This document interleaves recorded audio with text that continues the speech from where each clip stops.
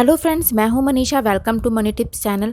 तो फ्रेंड्स, आज के वीडियो में मैं आपको कुछ टिप्स देने वाली हूं जो कि बच्चों की पढ़ाई से रिलेटेड है। देखिए, क्या होता है कि जब हम बच्चों को पढ़ाई कराते वक्त कुछ बातों का ध्यान नहीं रखते हैं तो इससे क्या होता है कि ना तो बच्चा ठीक से पढ़ाई कर पाता है और ना ही हम बच्चे को ठीक से पढ़ा पाते हैं।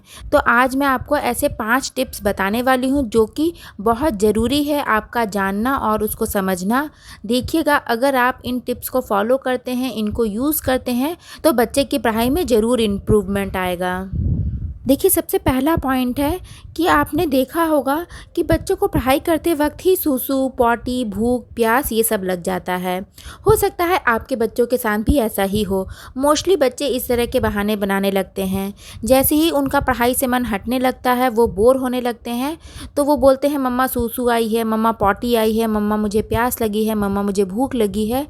इसलिए पढ़ाई कराने से पहले आपको एक बात का ध्यान रखना है कि जब भी आप बच्चे को पढ़ाई कराने के लिए लेके जा रहे हैं या पढ़ाने वाले हैं तो उससे पहले आप बच्चे को सूसू पॉटी के लिए पूछ लीजिए। अगर बच्चे को आया है तो करवा दीजिए। इसके अलावा बच्चे को पढ़ाने से पहले कुछ खिला दीजिए और जब भी आप पढ़ाएं तो साथ में एक वाटर बॉटल ज़रूर लेके बैठिए, जिससे कि बच्चे का टाइम वेस्ट ना हो पानी पीने के लिए उठकर जाने में या फिर पानी मांगने में। इससे क्या होगा कि बच्चे के जो बहाने हैं वो कम हो जाएंगे, क्योंकि बच्चे ने तो अभी अभी कुछ खाया है तो वो तुरंत फिर आपसे मांग नहीं सकता। वाटर बॉटल बगल में ही रखा है, बच्चा तुरंत पानी लेके पी लेगा और उसने सूसू पॉटी पहले ही कर लिया है। अब सेकेंड पॉइंट है कि अगर आपके 2 बच्चे हैं, दोनों डिफरेंट एज के हैं, तो क्या होता है कि जो छोटा बच्चा है, छोटे क्लास में है, उनका होमवर्क जल्दी ख़त्म हो जाता है और बड़े बच्चे का होमवर्क जो है थोड़ा लेट में ख़त्म होता है, क्योंकि उनका होमवर्क ज़्यादा होता है।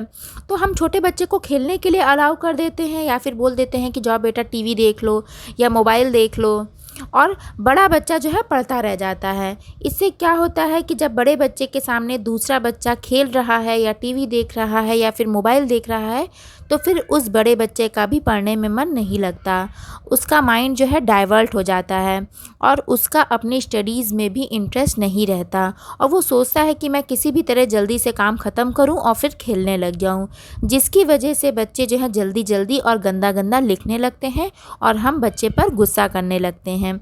तो आपको ऐसा नहीं करना है। कभी भी आपको छोटे बच्चे को या फिर जिस बच्चे ने पहले होमवर्क ख़त्म कर लिया है उसको खेलने के लिए अलाउ नहीं करना है या फिर टीवी देखने के लिए। आप उसको दूसरे किसी काम में बिज़ी कर सकते हैं, जैसे कलर करने को दे सकते हैं या किसी एक्टिविटी में बिज़ी कर सकते हैं, लेकिन कभी भी एक बच्चे को पहले खेलने के लिए अलाउ मत करिए। दोनों को साथ में ही खेलने के लिए भेजिए और दोनों को ही साथ में पढ़ने के लिए बैठाइए। तो आपको इस बात का भी ज़रूर से ध्यान रखना है। अब नेक्स्ट पॉइंट आता है कि देखिए, छोटे बच्चों को इरेज़र, शार्पनर, पेंसिल इन सब का बहुत ही ज़्यादा शौक होता है। बच्चे जो है पढ़ाई करते वक्त ज़्यादातर टाइम तो इरेज़र, शार्पनर और पेंसिल से ही खेलते रहते हैं। कभी कभी बच्चे क्या करते हैं कि जानबूझकर पेंसिल को तोड़ेंगे, फिर शार्प करेंगे, जानबूझकर गलत लिखेंगे, फिर उसे इरेज करेंगे। तो आपको क्या करना है कि बच्चे को पढ़ाई करते वक्त इरेज़र, शार्पनर नहीं देना है, केवल कॉपी और पेंसिल ही देना है। जब बच्चे को ज़रूरत हो तब आप बच्चे को शार्पनर या इरेज़र दीजिए, अदरवाइज़ उसको अपने पास ही रखिए। इससे क्या होगा, बच्चे का माइंड डाइवर्ट नहीं होगा और उसका माइंड जो है केवल पेंसिल और कॉपी तक ही रहेगा। इसके अलावा आपको एक बात का और भी ध्यान रखना है कि बहुत ज़्यादा कॉपी किताबें बच्चे के सामने नहीं फैलानी है या फिर नहीं रखनी है। कुछ पेरेंट्स क्या करते हैं कि बच्चे ने एक काम ख़त्म किया नहीं कि दूसरा काम बच्चे को दे देते हैं और बोलते हैं कि इसके बाद तुम्हें इस बुक में होमवर्क करना है, उसके बाद उस कॉपी में होमवर्क करना है, उसके बाद इस बुक में रीडिंग करनी है, और कई सारी कॉपीज़ और बुक्स बच्चे के सामने फैला देते हैं और रख देते हैं। इससे क्या होता है कि जो बच्चा है वो प्रेशराइज फील करता है, उसको लगता है कि अरे मुझे बहुत ज़्यादा पढ़ना है, मुझे बहुत ज़्यादा होमवर्क करना है। इसलिए आपको ऐसा नहीं करना है, बच्चे को एक बार में एक कॉपी ही देना है, जिससे कि बच्चा प्रेशराइज फील ना करे और अच्छे से पढ़ाई करे।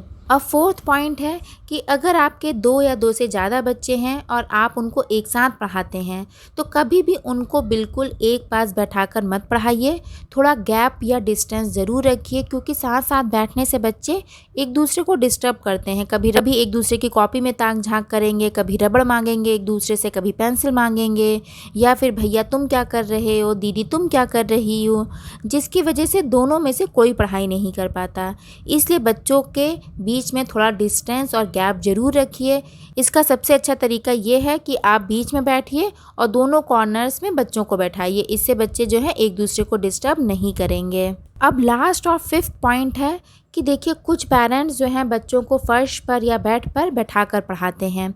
तो इससे क्या होता है कि बच्चों के बैक में पेन होने लगता है, क्योंकि उसको बहुत ज़्यादा बेंड करना पड़ रहा है बैक को। तो वो थोड़ी देर तो लिख लेगा, लेकिन थोड़ी देर बाद ही जब उसके बैक में पेन होने लगता है तो फिर बच्चे जो है गंदा लिखने लगते हैं और फिर हम बच्चों पर गुस्सा करते हैं। तो जब भी बच्चे को पढ़ाएं स्टडी टेबल ज़रूर यूज़ करें। अगर आपके पास स्टडी टेबल नहीं है बच्चे के लिए तो उसको आज ही परचेज़ कर लीजिए और उसको हमेशा स्टडी टेबल पर ही बैठा करके पढ़ाइए, जिससे कि बच्चे के बैक में पेन ना हो और बच्चा जो है अच्छे से पढ़ पाए। इसके अलावा एक बात का और भी ध्यान रखना है कि स्टडी टेबल ज़्यादा ऊंची ना हो या फिर चेयर जो है ज़्यादा नीची ना हो। ऐसा होना चाहिए कि बच्चा जो है उस पर कंफर्टेबल बैठकर पढ़ सके। तो फ्रेंड्स, ये है आज का वीडियो। तो ये छोटी छोटी बातें जो हैं, छोटे छोटे टिप्स जो हैं, आपको ध्यान में रखना पड़ेगा अगर आपका बच्चा छोटा है तो, क्योंकि ये छोटी छोटी बातें ही हैं जो कि बच्चों को डिस्टर्ब करती हैं पढ़ाई करते वक्त। तो फ्रेंड्स, अगर ये वीडियो आपको पसंद आया है तो फटाफट इसको लाइक कर दीजिए। ज़्यादा से ज़्यादा इस वीडियो को शेयर करिए, जिससे कि दूसरी मदर्स की भी हेल्प हो पाए और वो अपने बच्चे को अच्छे से पढ़ा पाएँ। और चैनल पर पहली बार आए हैं तो प्लीज़ चैनल को सब्सक्राइब करिए। सब्सक्राइब करते वक्त बेल आइकन ज़रूर प्रेस करिएगा, जिससे कि मैं कभी भी कोई भी वीडियो डालूँ तो उसकी नोटिफिकेशन आपको आसानी से मिल जाए और आप मेरी सारी वीडियो से अपडेट रहें। तो मिलते हैं फिर नेक्स्ट वीडियो में। Thank you, thanks for watching.